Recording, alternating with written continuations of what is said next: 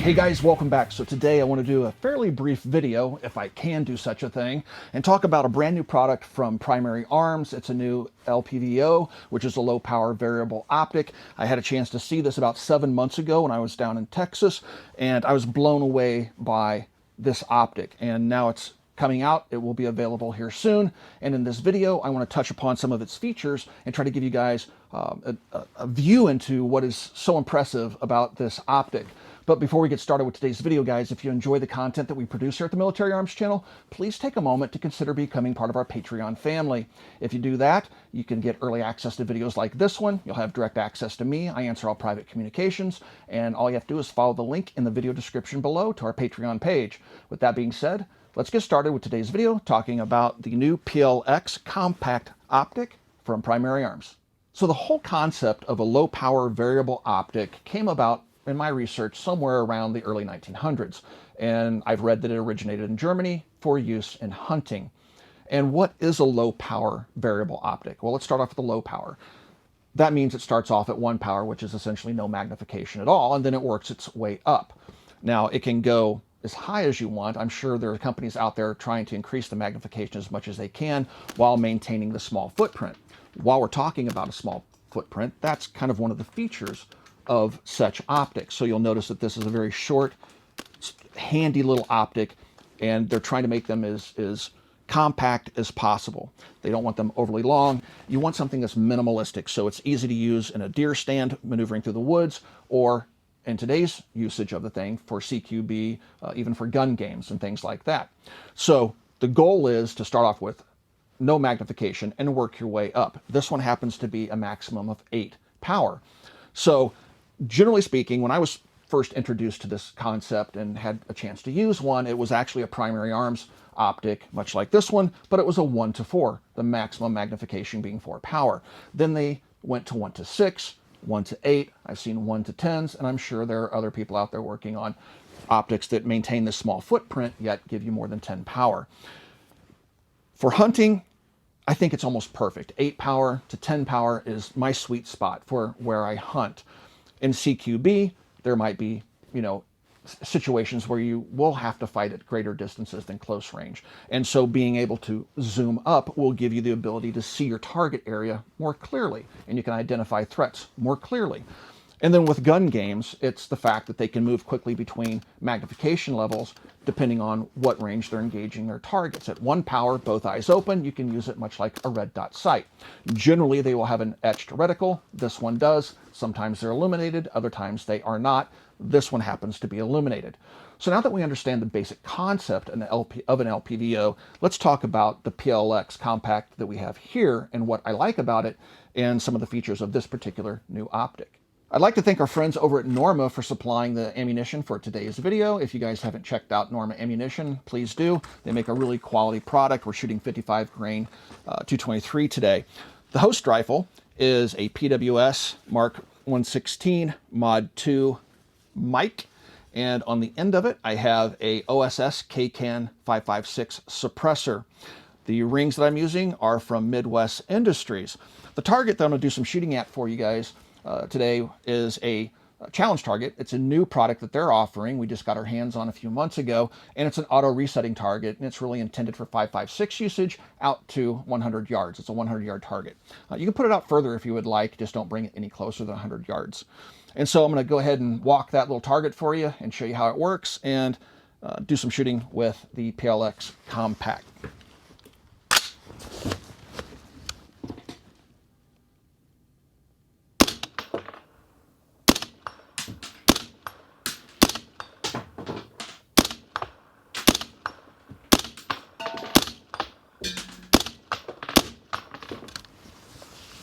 I really enjoy shooting the PWS rifle. It's a long stroke gas piston gun, and the recoil impulse is extremely muted. It's just a flat shooting little rifle. But that optic, man, it's really, really spot on. The adjustments are protected by turret covers, and every click is 1/10 of a mil, has very positive clicks. There is no zero stop or anything like that, but it has a very small turret on it, low profile, and same thing with the windage. Very positive clicks, just the right amount of tension. You can zero these turrets out once you get the gun zeroed. So let's jump into the features of the new Primary Arms Optic. It is called the PLX Compact 1:8 power magnification with a 24mm objective lens, and the MSRP is $14.99. The scope is offered with 3 different ACSS reticles. It is a 1 power, which essentially means no magnification optic, with a maximum magnification of 8 power.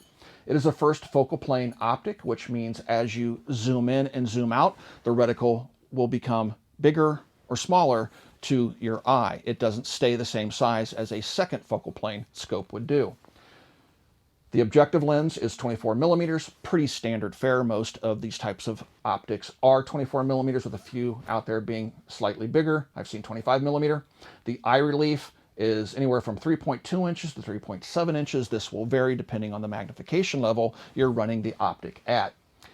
The windage and elevation adjustments, you have 100 MOA of both elevation and windage adjustment within the scope. That gives you plenty of room to get it zeroed and then also make adjustments to it for different ranges or winds that you might encounter while using it. It does have an illuminated reticle with 10 brightness settings. Now I will show you a short video clip here of what it looks like today. It's a bright sunny day, no overcast skies at all, and we have white snow covering the entire ground, and this is what the reticle looks like on 10 power. So you can see it, but it's not what you would call a daylight visible illumination. So we have click values on the scope are in 1/10 of a mil, so it's fairly precise. The overall length of the optic is 9.3 inches. The weight is 17 ounces. This one has a 30mm tube, and it does have different throw levers. So if you take a look at the optic, you'll notice that this is the throw lever I'm referencing. So you can take it off, it's held in place by screws, or you can put this fixed one on, or you have the option of putting this folding lever on that you can flip up, and it gives you quite a bit more purchase on the lever, which would be handy, especially if you're running, if you're a gun game guy or gal and you shoot competitively. Having that extra size would make getting to that lever much easier, I would assume. For me, in the hunting applications, things like that, I would probably run it without this because it's just a snag point.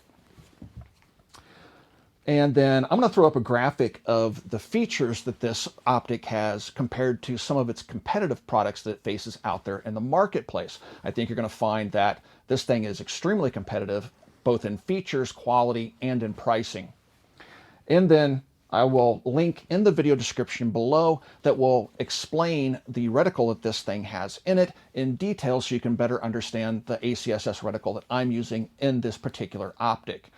So those are the basic features of this LPVO, and it is, in my opinion, one of the better ones that I've seen that takes into account all factors, including price. Where it comes in at price point wise, and the fact that it has ED glass in it, Japanese made glass, and everything just feels nice and tight with regards to how the clicks feel, the adjustments, how the resistance is just right on the magnification. It just feels like a solid optic, and that's what really draws me to it. My first introduction to this optic was when we went down to the NRA show that was in Texas. The show got canceled, but Primary Arms put on an event that many people were invited to. It was a shooting event, and that's when I first was introduced to this new product. And what I found about this piece of glass that separates it from other optics that I've used of its type is that when you look through it, it's almost as if you're not looking through an optic at all. Many times when you look through an optic like this without a huge bell on the end of it, you know, a conventional magnified optic that you might think of, a Leupold or a Night Force or something like that. When I looked through this thing, the brightness just blew me away. It didn't seem even slightly reduced. It's almost as if it was brighter than reality. It also had really clear resolution. The reticle, everything is just razor sharp. And then you had no vignetting going on. You had no distortion around the edges of the lens that you would typically see many times with optics like this. And that you don't even see like a little yellow ring sometimes around the outer edges. It's like you just have a black ring because of the scope body itself, and then it's like looking through a tube with nothing in it. Like it's just so hard to describe. But the first time you look through it, you'll know what I'm talking about. And while we were there, it was interesting as well, and I wanted to share this with you guys. They invited us to their facilities because Primary Arms is located in the same city that the NRA show was hosted in, but canceled. And so we got a chance to go and see behind the scenes. Now, if you've never seen a fulfillment center like this, it's really quite interesting because keep in mind, Primary Arms moves a lot of product every year. And so how they warehouse that, process orders and get those orders out in a timely fashion, and how they do quality assurance and how they handle the phone lines and customer support is always interesting to see. And so we had that opportunity because I love that type of thing. And so I found that they had a really efficient system for fulfilling orders. And one of the things that really jumped out at me was the quality assurance that takes place, because much of their product line in terms of optics are manufactured overseas. So instead of just leaving the quality assurance up to those manufacturers, trusting that every optic in the box is good to go and just bringing it in and shipping it right back out, they literally open up every box and they have a checklist of things that they go through. They make sure that everything, the turrets work and that the clicks work and the eye focus works on the ocular side, that the magnification zooming works. And then they put a little QA slip in the box and then it gets shipped to a customer that orders it. And that extra step of quality assurance really speaks to Primary Arms and how they've grown as a company. Many of their products have lifetime warranties and things like that, which is very competitive with much bigger names, older names, I should say, like Leupold. So it was really interesting being able not only to see this for the first time in Texas, but also having that peek behind the scenes of the Primary Arms Fulfillment Center. I get asked all the time, Mac, how can I get involved in the firearms industry? Well, there's no easy answer, but one way you can easily get involved in the firearms industry is to become a certified gunsmith. Modern Gun School has been teaching gunsmiths since 1945. It is an accredited college, and also if you're a veteran and have a GI Bill, you can use that to enroll at Modern Gun School. So please swing by and check them out. I have a link in the video description below. If you guys have an opportunity to check out one of these new PLX Compact optics, I highly recommend doing it. Take a look through one, play around with it. I think you're going to find that it really is quite impressive for the price point that it's coming to market at. Granted, it's more expensive than other Primary Arms optics that are out there. You can pick up a 1:4 or 1:6 for much less money. But if you compare that to this particular optic, I think you're really going to see the difference that I've been talking about throughout the entire video here this afternoon. All right, guys, I hope you enjoyed today's video. If you'd like to support us here at the Military Arms channel, the best way to do that is to become part of our Patreon family. There is a link in the video description below. Also, right here on YouTube, you got that little join button underneath the video player you're watching right now. Mash that join button, and you can support us right here on YouTube in the age of demonetization. And last but not least, guys, please swing by and check out coppercustom.com. Thank you for 14 years of support, and we'll talk to you guys soon.